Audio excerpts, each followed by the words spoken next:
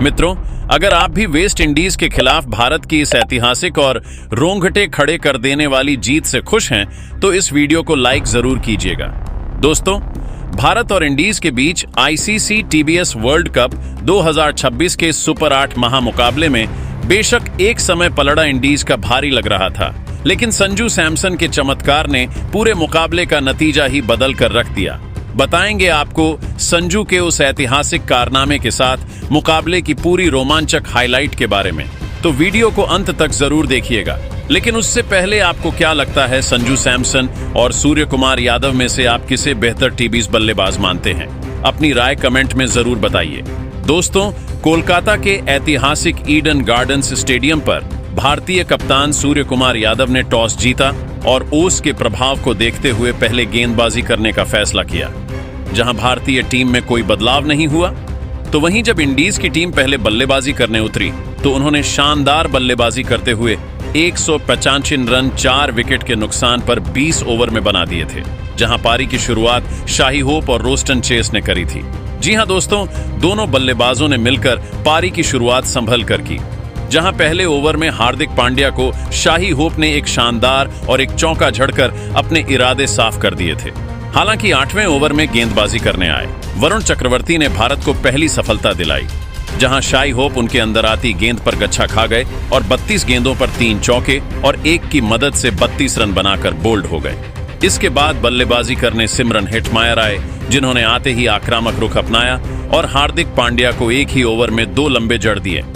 लेकिन 11वें ओवर में गेंदबाजी करने आए जसप्रीत बुमराह ने मुकाबले का रुख पलट दिया। बुमराह ने पहले सिमरन हेटमायर को फंसाया, जो 12 गेंदों पर 1 चौके और 2 की मदद से 27 रन बनाकर संजू सैमसन के हाथों कैच आउट हो गए और उसी ओवर की अगली ही गेंद पर सेट बल्लेबाज रोस्टन चेस को भी चलता किया। रोस्टन चेस 25 गेंदों पर 5 चौके और 1 की मदद से 40 रन बनाकर सूर्य कुमार यादव के हाथों एक शानदार कैच के जरिए आउट हुए। इसके बाद बल्लेबाजी करने शेरफेन रदरफोर्ड आए, जिन्होंने 1 लगाया, लेकिन 14वें ओवर में गेंदबाजी करने आए हार्दिक पांड्या ने उन्हें 9 गेंदों पर मात्र 14 रन के स्कोर पर संजू सैमसन के हाथों कैच आउट करा दिया। अब क्रीज पर कप्तान रोमन पोवेल और जसन होल्डर मौजूद थे, जिन्होंने अंतिम ओवरों में भारतीय गेंदबाजों की जमकर खबर ली। खासकर अर्शदीप सिंह के 15वें ओवर में रोमन पोवेल ने 2 और 1 चौका जड़कर 24 रन बटोरे। वहीं जसन होल्डर 22 गेंदों पर 2 चौके और 3 की मदद से 37 रन बनाकर नाबाद रहे। तो रोमन पोवेल ने भी 19 गेंदों पर 34 रनों की तेज तर्रार पारी खेली, जिसकी बदौलत इंडीज ने 150 रनों का विशाल लक्ष्य रखा। भारत की तरफ से गेंदबाजी में आज धार नजर आई, जहां जसप्रीत बुमराह ने अपने कोटे के ओवरों में मात्र 36 रन देकर 2 महत्वपूर्ण विकेट हासिल किए, तो वहीं हार्दिक पांड्या और वरुण चक्रवर्ती ने भी अपनी कसी हुई गेंदबाजी के दम पर वेस्ट इंडीज के एक बल्लेबाज को पवेलियन का रास्ता दिखाया। अब भारतीय टीम के सामने 166 रनों के उस हिमालय जैसे और पहाड़ जैसे लक्ष्य का पीछा करने की चुनौती थी, जिसे देखकर ईडन गार्डन्स में मौजूद हर प्रशंसक की धड़कनें तेज हो गई थी। भारतीय पारी की शुरुआत किसी डरावने और बुरे सपने जैसी रही, क्योंकि जिस विस्फोटक शुरुआत की उम्मीद फैंस कर रहे थे, वह पूरी तरह धराशायी हो गई। दूसरे ही ओवर में गेंदबाजी करने आए अकील हुसैन ने भारत को पहला बड़ा झटका दिया, जहां अभिषेक शर्मा क्रीज पर संघर्ष करते नजर आए और अंततः 11 गेंदों पर 2 चौकों की मदद से मात्र 10 रन बनाकर पुल शॉट खेलने के चक्कर में सिमरन हेटमायर के हाथों एक आसान सा कैच थमाकर आउट हो गए। स्टेडियम में पसरा वह गहरा और डरावना सन्नाटा किसी भी भारतीय प्रशंसक के दिल को बैठाने के लिए काफी था। जब स्कोरबोर्ड पर 2 शुरुआती झटके लग चुके थे, तब केरल का वह शांत शूरवीर संजू सैमसन डगआउट की सीढ़ियों से उतरकर मैदान के बीचों बीच पहुंचा। संजू के चौड़े कंधों पर आज न केवल अपनी जगह पक्की करने की चुनौती थी, बल्कि पूरे 140 करोड़ हिंदुस्तानियों की अटूट उम्मीदों का भारी भरकम बोझ भी था। ईडन गार्डन्स की वह पिच, जो अब तक कैरेबियाई गेंदबाजों के पक्ष में बोल रही थी, वहां संजू को अपनी किस्मत खुद लिखनी थी। लेकिन नियति शायद आज भारतीय प्रशंसकों का इम्तिहान ले रही थी, क्योंकि दूसरे छोर पर विकेटों के गिरने का सिलसिला थमने का नाम ही नहीं ले रहा था। पारी का चौथा ओवर लेकर आए अनुभवी और चतुर जसन होल्डर ने अपनी सटीक लाइन लेंथ से भारतीय बल्लेबाजों की मुश्किलें और ज्यादा बढ़ा दी। ईशान किशन, जो क्रीज पर आकर काफी अच्छी लय और आत्मविश्वास में नजर आ रहे थे, वे भी होल्डर की एक अतिरिक्त उछाल लेती और बाहर की तरफ निकलती हुई गेंद को समझने में पूरी तरह नाकाम रहे। ईशान ने गेंद को कट करने का प्रयास किया, लेकिन गेंद उनके बल्ले का बाहरी किनारा लेकर सीधा स्लिप और पॉइंट के बीच खड़े सिमरन हेटमायर के सुरक्षित हाथों में समा गई। ईशान किशन मात्र 6 गेंदों पर 2 चौकों की मदद से 10 रनों के व्यक्तिगत स्कोर पर पवेलियन लौट गए। इस झटके के साथ ही भारत का स्कोर 41 रन पर 2 विकेट हो गया और टीम इंडिया पूरी तरह से बैकफुट पर धकेल दी गई। संकट के इस गहरे बादलों के बीच कप्तान सूर्य कुमार यादव ने खुद जिम्मेदारी संभालने का फैसला किया और बल्लेबाजी करने मैदान पर उतरे। सूर्य ने आते ही संजू सैमसन के साथ मिलकर भारतीय पारी की लड़खड़ाती हुई नाव को धीरे धीरे स्थिरता प्रदान करना शुरू किया। कप्तान ने अपने चिर परिचित और सिग्नेचर अंदाज में छठे ओवर की एक लेंथ गेंद पर जसन होल्डर को फाइन लेग के ऊपर से एक दर्शनीय और शानदार झड़कर ड्रेसिंग रूम के भारी तनाव को थोड़ा कम किया। उसको देखकर ऐसा लगने लगा था कि अब भारतीय टीम मैच में जोरदार वापसी कर रही है और लक्ष्य अब आसान होने वाला है। लेकिन ईडन गार्डन्स की नियति को आज कुछ और ही मंजूर था और शायद किस्मत अभी भारतीय प्रशंसकों का थोड़ा और इम्तिहान लेना चाहती थी।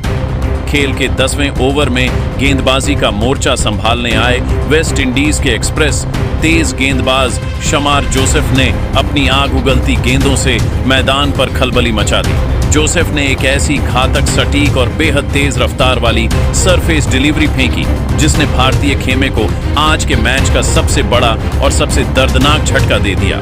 कप्तान सूर्य कुमार यादव, जो क्रीज पर पूरी तरह सेट होते दिख रहे थे और अपनी कलात्मक बल्लेबाजी से एक बड़े स्कोर की ओर मजबूती से कदम बढ़ा रहे थे, वे जोसेफ की गति के जाल में फंस गए।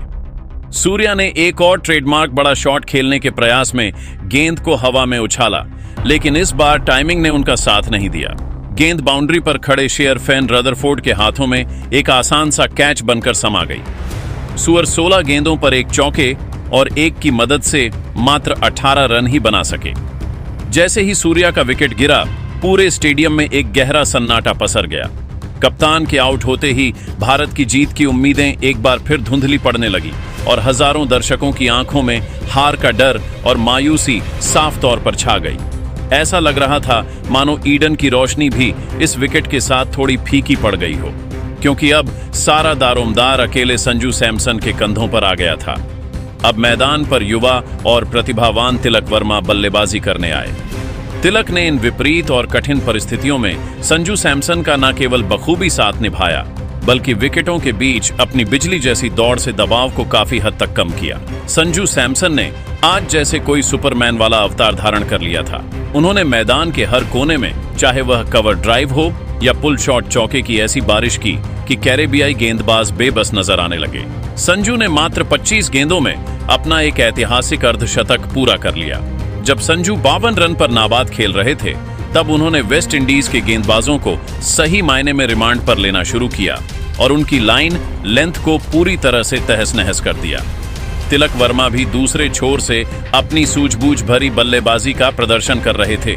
उन्होंने 15 गेंदों पर 4 चौके और एक शानदार की मदद से 27 रनों की एक महत्वपूर्ण और कीमती पारी खेली। लेकिन 14वें ओवर में जसन होल्डर की एक चतुर और धीमी गति की गेंद पर वे गच्चा खा गए। गेंद हवा में ऊंची उठी और सिमरन हेटमायर ने मैदान पर दौड़ लगाते हुए अपना तीसरा शानदार कैच लपककर तिलक को पवेलियन भेज दिया, जिससे मैच एक बार फिर रोमांचक मोड़ पर पहुंच गया। मैच अब पूरी तरह रोमांच की पराकाष्ठा पर था और बल्लेबाजी करने हार्दिक पांड्या आए, जिनसे बड़े फिनिश की उम्मीद थी, लेकिन वह भी आज अपनी छाप छोड़ने में नाकाम रहे और 14 गेंदों पर 2 चौकों की मदद से 17 रन बनाने के बाद शमार जोसेफ की गति के सामने हार मान गए और जसन होल्डर को कैच थमा बैठे। अब अंत में जीत के लिए भारत को एक ऐसे चमत्कार और कड़े संघर्ष की जरूरत थी जो सदियों तक याद रखा जाए, क्योंकि क्रीज पर अब शिवम दुबे और संजू सैमसन की जोड़ी मौजूद थी। संजू सैमसन ने 18वें ओवर में शमार जोसेफ की घातक गेंदबाजी के सामने अपनी क्लास दिखाई और एक दर्शनीय चौका जड़कर ओवर की समाप्ति की। असली तबाही तो 19वें ओवर में आई, जब रोमारियो शेफर्ड गेंदबाजी के लिए आए और संजू सैमसन ने उनकी गेंदों की जमकर धुलाई करते हुए पहली ही गेंद पर एक गगनचुंबी और कड़क जड़ दिया, जिससे मैच का समीकरण पूरी तरह भारत के पक्ष में झुक गया और स्कोर जीत के बिल्कुल करीब पहुंच गया। अंतिम ओवर में दबाव को कम करने का काम शिवम दुबे ने किया, जिन्होंने एक शानदार और कड़क चौका झड़कर जीत की औपचारिकता को पूरा किया।